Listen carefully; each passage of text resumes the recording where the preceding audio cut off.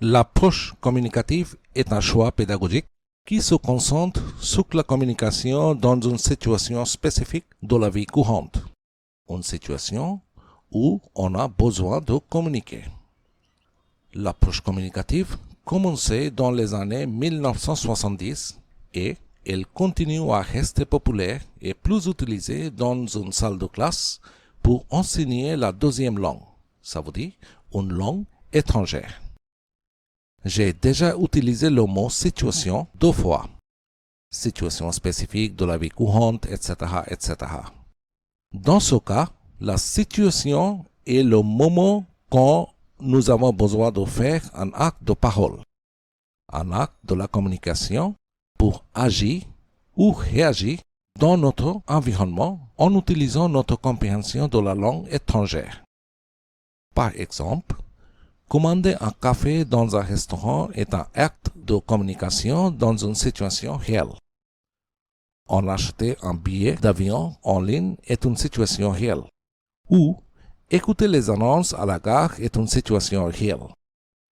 En tous ces cas, on a besoin d'agir ou réagir sur notre environnement en utilisant un acte de la communication.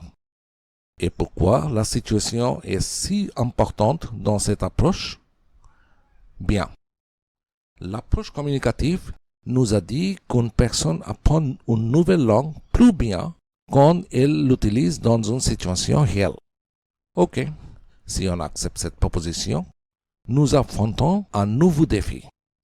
Comment apporter le monde réel dans la salle de classe?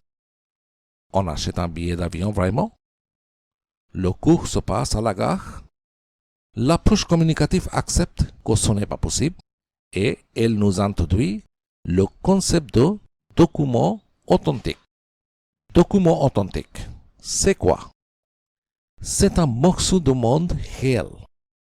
Par exemple, une brochure française, une page d'un roman, une chanson, une publicité, un extrait de vidéo. Bonjour, ça va? Quoi? Je te dérange pas, Patrick Juvet, tu veux un café? Tiens, fais voir ça. Quoi? C'est chelou, toi. Un article de journal ou magazine, un billet, une recette, etc., etc. En utilisant des documents authentiques, on crée un environnement quasiment réel dans une salle de classe et on apprend à communiquer. À ce point, vous voulez peut-être poser des questions comme « Où est la grammaire? Où est le vocabulaire ?»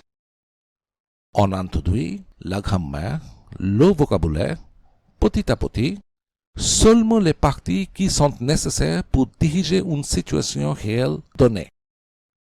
Par exemple, on peut introduire l'impératif quand on imite la situation où on commande un café dans un restaurant. Ce n'est pas nécessaire qu'on parle l'imparfait au moment donné. D'un autre côté, on peut introduire l'imparfait quand on lit une page d'un roman ou on lit un article d'un magazine. Ainsi, petit à petit, pas à pas, on introduit une nouvelle situation réelle.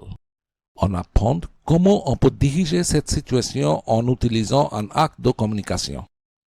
Et avec chaque cette situation, on introduit la grammaire et le vocabulaire.